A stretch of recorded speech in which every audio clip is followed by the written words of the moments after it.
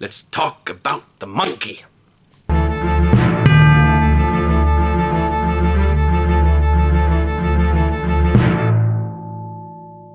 Okay, so this is another one I saw. I saw this one opening day, as to not be surprised. I'm a big, huge Godzilla fan. I have all of the original movies on VHS that I still have in a box somewhere.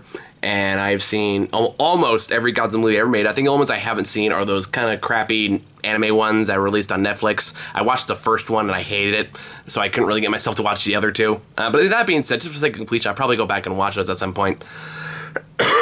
Either way, Godzilla X Kong, The New Empire. I will fully acknowledge before I say anything about the film that I have a huge bias towards the Godzilla franchise. If it has my big giant lizard, I will probably like it, even if I don't like the rest of it.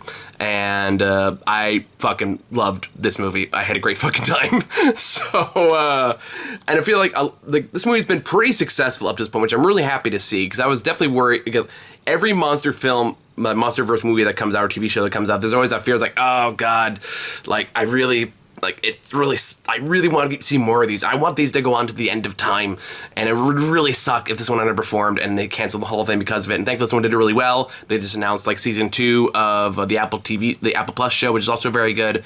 Plus spin-offs there, so I'm excited to see where all that goes. Give me more giant monsters. Give me more giant lizard. Give me more giant monkey. Let them punch and bite and shit, and I will be a happy camper for all of time. I guess let's just talk about my opinions, but the other MonsterVerse movies up to this point, the original Godzilla in 2014, I thought was a good reboot that really understood just kind of how these films tend to work. I think the biggest sin the original one has is that it does rely on a very boring protagonist for a good chunk of it. Like, they kill off the most interesting character in the first act, and then you're kind of left with this nothing burger of a guy who has never been in this franchise since, for relatively good reason. But I did like the designs of the monsters. I like how they presented it, like how they gave them gravitas and weight. I really liked some of the shots there are fucking gorgeous. You look back at them now, and like they still hold up really well. King of the Monsters, I will still stand, is the best one of these movies, of the MonsterVerse movies. And the biggest sin we committed as a people, look, in terms of Godzilla movies, was to let that movie underperform. I will never forgive you all for that. I will never forgive you all for giving all the negative reviews of that film. If you're one of those people that still think it's a bad movie, I'm sorry. No, I'm not sorry. You're fucking wrong. You're fucking wrong, and I don't care what you say about that. Oh, it's too bright. No, I don't. You're wrong. You're fucking wrong, and I will die on that hill. And I watched it again recently. It still holds up. It's still fucking great. We had like the great monster designs, great action sequences, like the intention, like the tension, the drama. That a film that understood the Heishi films. I can never pronounce it correctly. Perfectly, and knew exactly the formula to use to recreate that special magic of those over-dramatized soap opera of Godzilla film, like era of Godzilla films.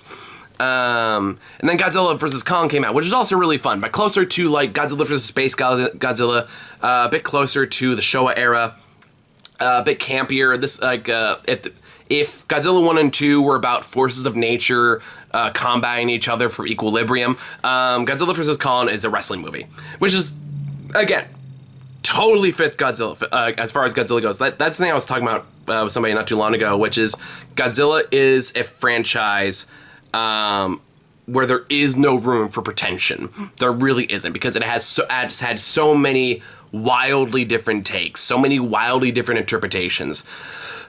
From serious to goofy to like hardcore drama like Godzilla -1 last year, or like even like ones like this one, which are incredibly cheesy and campy and knows it. All of them kind of fit within the umbrella of Godzilla, and to pretend like the franchise is above any particular tone or theme, I think is to just actively not understand the franchise. And you see that a lot recently when a lot of internet douchebags kind of locked into Godzilla -1 and said like, they should all be like this. I'm like, no, they should be like anything they fucking want to be. So on that note, Godzilla vs. Kong was still a lot of fun. I had a great time with that.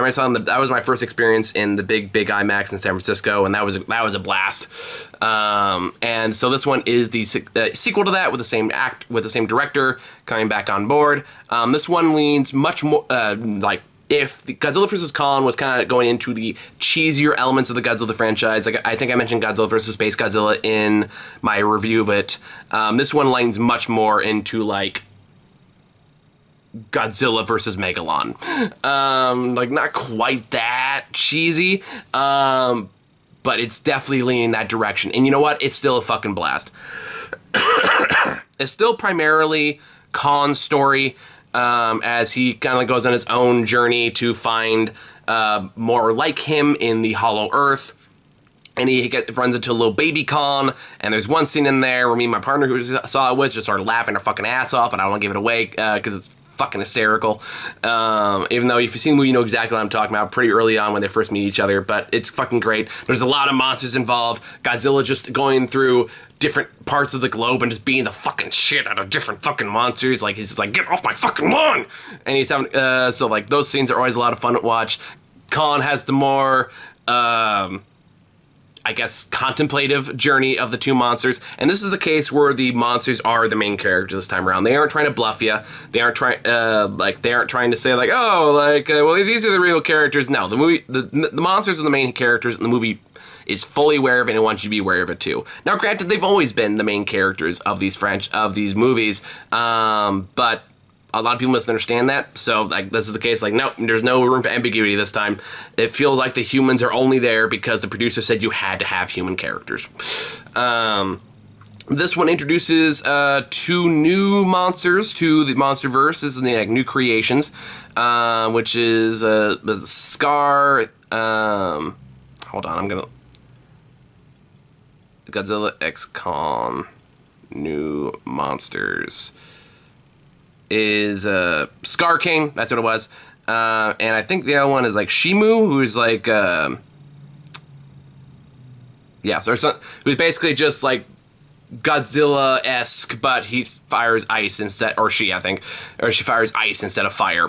And these are also great additions to the Godzilla, like the Godzilla lore. They're like a lot of fun. Scar King has a lot of swagger, a lot of kind of like oomph, like power and presence behind him. He just comes off like just a giant like douchebag leader dictator thing. Kind of comes up with this big like look at this bitch. He kind of has that energy to him. And Shimu just seems more like just a nice little dragon that's been enslaved by this fucking monkey man. But the action sequences themselves are spectacular. It definitely goes for broke.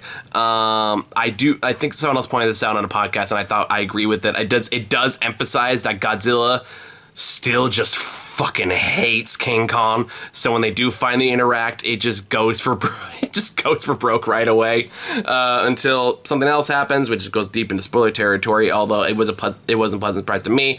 Unfortunately, not that much of a surprise because like it was spoiled for me before I saw it, but it was like I still liked seeing it. It's good to have that character appear. But yeah, I mean, this movie is very much like what you see is what you get. It's not going for anything deep. It's not going for anything crazy. It's extremely cheesy. It's extremely shallow. And the movie, and again, it makes no qualms about hiding that fact. It knows what you're here to see. The plot is there, making you A to B to C. And when the action does pick up, when you do run to the Scar King, when you do run into Shimu, and the big action sequences start up, and Godzilla and Kong do finally team up, it's a blast. Like, if the last one was a wrestling movie, this one's a tag team film, and I'm all for that. I would have liked to see more of my lizard boy in the movie. I think I know the director said that if he makes another one of these, that he would like Godzilla to be more the main character this time around, which I would be down for. Although ideally, I would like to see Kong and Godzilla both have their own separate movies the next time around. But that being said, I know that the last two are the popular are the popular ones that made a lot of money, and I know that producers probably be hesitant. Sorry, I just got an email. Are a bit hesitant to put money back into Godzilla movies solely because his last one movie didn't do that well. Fuck you all for that, by the way. So I imagine that they'll want to do another Godzilla Kong movie, but we'll see what happens. I don't know. This movie made a lot of money. So they could probably do whatever they want with it. And they're probably going to use the Apple TV show as kind of a gauge to see where audiences are at. Now, granted, that also depends that those same audiences have Apple TV.